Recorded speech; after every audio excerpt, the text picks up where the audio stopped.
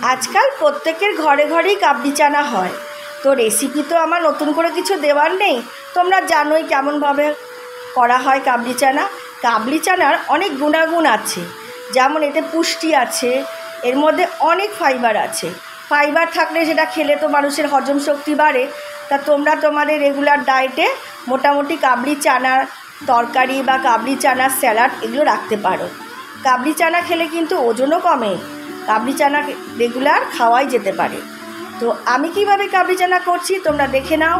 প্রথমে তেলটা গরম করলাম, তার মধ্যে গোটা গরম মশলা, তেজপাতা, শুকনো লঙ্কা ফোড়ন দিয়ে আমি পেঁয়াজটা ছেড়ে দিয়েছি।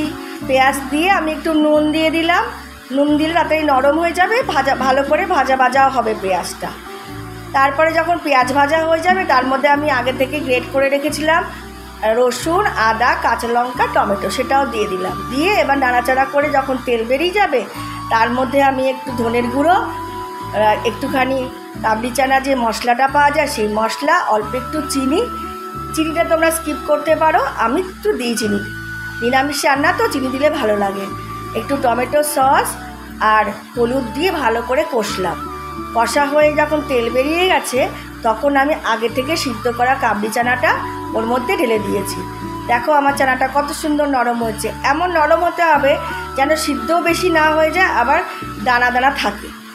দিয়ে কাবলি চানাটা দিয়ে আমি ভালো করে কষলাম। কষে এবার একটু গরম জল দিয়ে আবার ভালো করে ফোটালাম। ফুটিয়ে তার মধ্যে আমি একটু ঘি, গরম মশলা আর ধনেপাতা ছড়িয়ে আমি নামিয়ে দিয়েছি। কেমন লাগলো জানিও কিন্তু। ভালো লাগলে লাইক, কমেন্ট, শেয়ার করতে ভুলো না তোমরা।